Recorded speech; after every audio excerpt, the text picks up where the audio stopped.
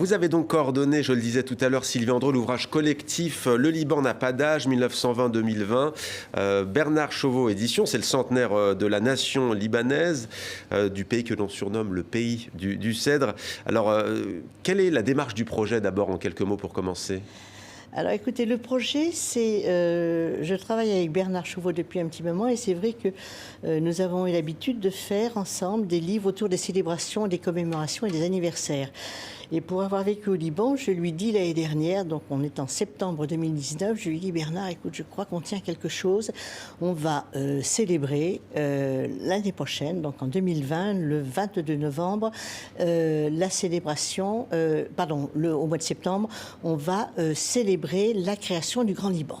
Voilà, et on est parti de cette idée de faire un livre, et un livre qui a été naturellement relativement contrarié par les événements qui ont émaillé l'année 2020, puisque ensuite il y a eu les révoltes de rue dont parlait notre invité précédent à partir du mois d'octobre 2019, et puis ensuite il y a eu une crise économique, la Covid, et puis l'explosion et l'incendie du port de Beyrouth. Alors l'idée centrale de ce livre, c'est de rassembler des célébrités, des artistes, des photographes, mais pas seulement, de leur demander de choisir 3 images. C'est cela qui nous parle du Liban, à la fois de l'actualité, mais surtout aussi de la mémoire libanaise. Ça a été un choix difficile. Effectivement, je veux dire, on a été aidé dans l'élaboration de ces livres par Tarek Nahas, qui est un amateur, un collectionneur fou, un peu maniaque de la photographie libanaise et qui est aussi diffuseur des photographes libanais dans le monde. Et c'est vrai qu'avec lui, on a décidé donc du choix d'une trentaine de photographes auxquels on a demandé de choisir, et le choix a été difficile, 3 photos d'un Liban qui était un Liban révolu du passé, d'un Liban proche d'une réalité d'aujourd'hui ou d'un Liban rêvé ou fantasmé. Et on voit bien entendu défiler toutes ces images, toutes ces photographies. Je l'aime beaucoup celle-là. Ouais. Oui, j'aime beaucoup cette photo qui date... oui, oui. Là, c'est l'âge d'or du Liban, mais ce n'était pas simplement... Beyrouth, à l'époque, qu'on appelait qualifiée de Suisse du Moyen-Orient, n'était pas seulement une plateforme financière. C'était aussi un lieu où il y avait une liberté d'expression qui n'existait pas dans les pays arabes environnants. Donc, se croiser à Beyrouth, des intellectuels, des artistes. Arabophones, francophones, voilà, notamment. Alors, 4 parties composent l'ouvrage. Il y a bien sûr le texte effervescent, si l'on peut dire, de Sabil Roussoub, qu'on connaît bien dans MOE. Le Liban n'a pas d'âge, qui a d'ailleurs donné le titre à l'ouvrage. Pourquoi le Liban n'a pas d'âge? Parce qu'il a bel et bien 100 ans, le Grand Liban. Parce que Sabil ne sait pas vraiment, parce que personne ne sait vraiment l'âge du Liban. Sabil lui donne quelques années. Est-ce que le Liban, je ne dirais pas que le Liban est mort-né, mais est-ce que le Liban est un prématuré? Est-ce que le Liban... Compliqué quand même de fixer... Le Liban ne fait pas son âge, mais je ne sais pas vraiment l'âge. Non. Moi non plus, je ne sais pas l'âge du Liban. Ouais. Sabil prétend que le Liban a peut-être 20 ans. Est-ce qu'il est né en 43? Est-ce qu'il est né en 90 à la fin de la guerre? Est-ce qu'il est né en 2019, au moment où les Libanais de toute confession étaient dans la rue? On ne sait pas trop.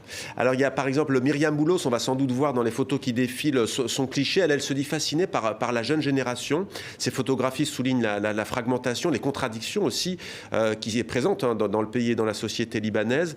On voit notamment une photo dans laquelle on voit ces femmes de gauche à droite, Nour, Farah, en train de manifester rue Azarieh en octobre 2019. Et Farah aussi, voilà, c'est cette photo que je voulais vous montrer. Elle a fait le tour du... Je sais qu'elle retient l'attention des journalistes, elle fait un peu le tour des réseaux, mais c'est vrai que c'est une image assez hallucinante où on ne sait pas de quelle guerre il s'agit, parce que finalement, le Liban a longtemps été entre les larmes, entre le feu, Donc, mais là, c'est un incendie récent, c'est celui de la rue en 2019.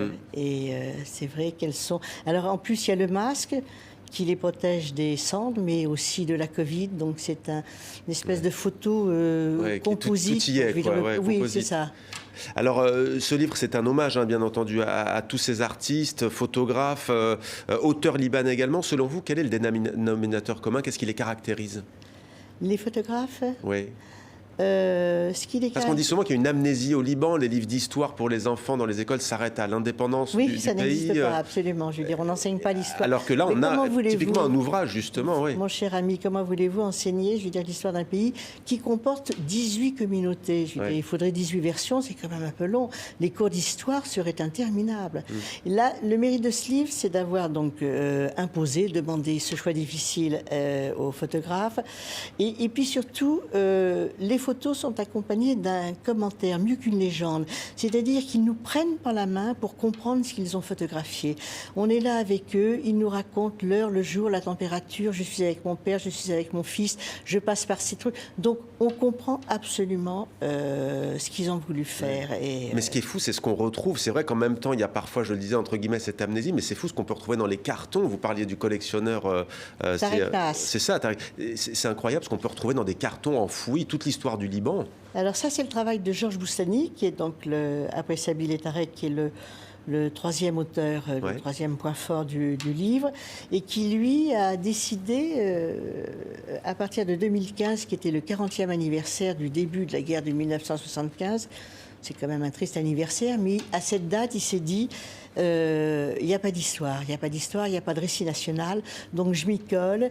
Et alors lui aussi, comme quelqu'un de tout à fait maniaque et d'obsessionnel, il s'est mis à défaire les cartons, à la fois les siens, ceux de ses amis, de sa famille, et à archiver tout ce qui est la mémoire du Liban. Parce que finalement, vous savez, la guerre et l'histoire de ce Liban, et l'histoire du Liban, se retrouvent davantage dans les photographies, dans l'art photographique et dans les romans. Finalement, la guerre n'est pas mieux vue, n'est pas mieux décrite que par Alexandre Najar ou d'autres écrivains, ou Sabil Roussoub. Mais ce que je voudrais vous dire, c'est que ce livre, c'est aux photographes que je pense, parce que les photographes croyaient ou ne croyaient pas à ce livre au départ, il y a un an, quand on l'a mis en route. Et maintenant, ce sont eux qui nous disent merci. C'est pour vous dire à quel point nous sommes, je veux dire, tout à fait bouleversés par le résultat. Ce livre est une ouverture pour eux sur le monde et leur permet d'exister. Khaled Bouzidi à Alger, peut-être une réaction. Est-ce que les photographes ont toute leur place dans votre lieu alternatif, Rhizome? On sait qu'il y a beaucoup cette question de la mémoire aussi qui revient en Algérie, parfois d'amnésie. Absolument, oui. Je pense que c'est un peu le cas en Algérie aussi. L'histoire s'arrête en 62. On enseigne très peu ce qui a suivi l'indépendance de l'Algérie. Par contre, justement, par rapport à votre question... Des photographes. Justement, je trouve qu'avec le Hirak, justement en Algérie depuis 2019, il y a énormément de photos qui circulent sur le net. Et justement, les gens ont envie de se prendre en photo, ce qui facilite, je dirais, la vie un peu plus aux photographes, parce que je ne suis pas sociologue, mais il existait très peu d'images fabriquées en Algérie par des photographes algériens.